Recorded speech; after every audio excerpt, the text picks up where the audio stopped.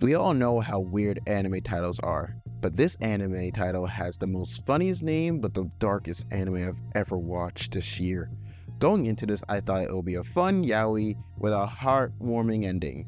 And oh boy, was I in for a ride. And if you thought that, then you are just as dumb as me. Banana Fish will take you on a wild roller coaster with emotion. If you guys watch this anime, don't get attached with a certain character. Unless you want to hear the special Jujutsu Kaisen theme song go over while you're watching your character pass away, then I suggest you don't get attached. But there's certain characters you just want to hit in the face over and over again, and there's many of them in this anime. The main plot follows a kid named Ash, a 17-year-old street gang leader. Ash is taking care of his brother Griffin, a Vietnam War veteran left in a vegetative state. Following a traumatic combat incident in which he fired at his own squadron and uttered the words,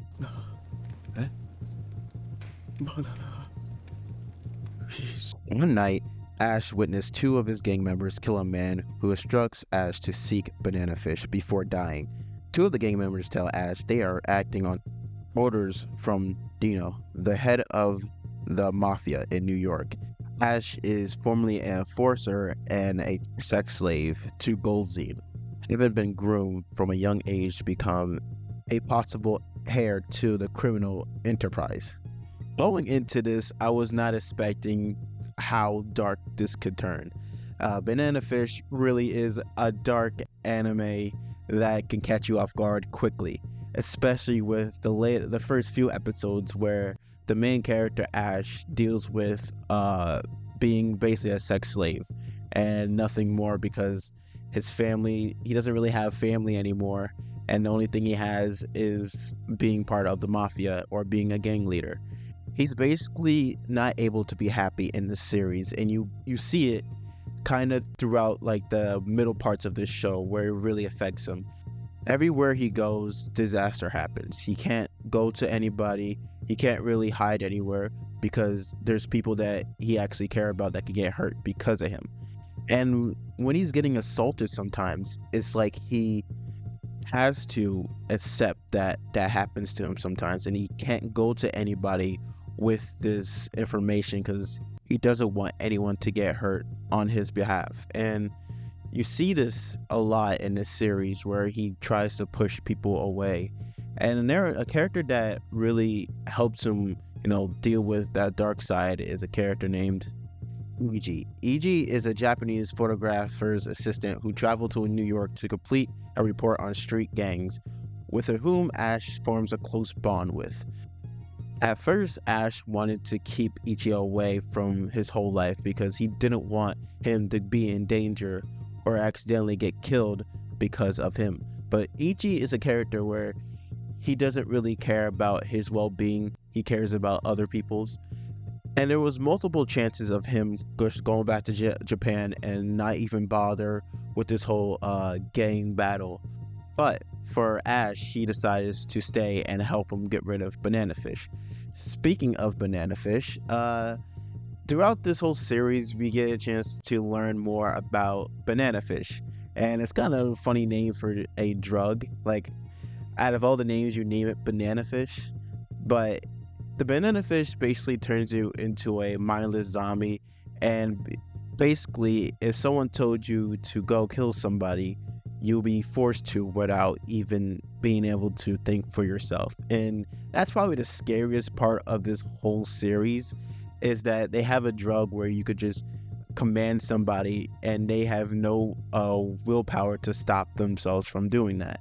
And the main victim of Banana Fish is Ash's brother.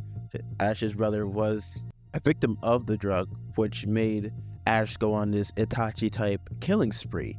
And the one thing in this series was hilarious to me, that Ash gets out of jail, then he does something that could put him in jail again. There's a whole a few episodes where he's in jail, and dude finally gets released, and he just ends up doing something that probably would send him back to jail.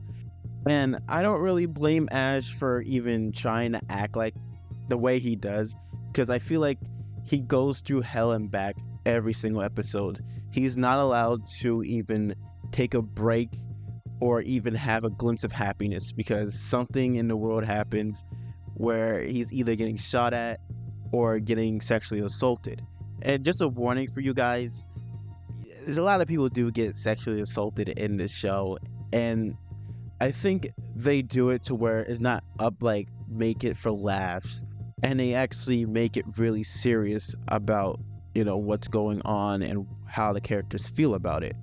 Especially Ash, knowing the fact that he's the main target of being assaulted, and he's the ones that always get brought up every single time, and it happens to them all the time.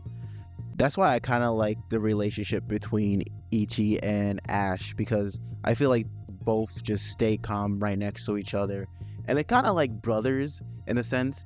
And I never found it that they were like romance. I don't know. When I was watching it, I didn't feel like it was romance. I feel like it was more like a brotherly thing. Maybe I'm wrong. Tell me in the comments. I might be wrong, but I like that because Ash is able to calm down, even though he tried to push Ichi away a few times and tell him to go back to Japan.